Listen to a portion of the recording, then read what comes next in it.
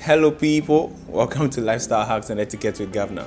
Do you know one thing that causes annoyance anytime you are eating on a table with a group of people? When another person is making noise whilst eating or crouching and munching on the food so hard. It is very annoying, and it's annoying because you suffer a condition called misophonia. That is simply the hatred for sound. So if you're in the habit of munching or crouching on food whilst eating, whether alone or amongst a group of people, avoid or try as much as possible not to make sound or not to make noise, because this triggers some kind of rage, some kind of intense anger amongst others who suffer this condition called misophonia. Thank you, and don't forget to subscribe to our channel.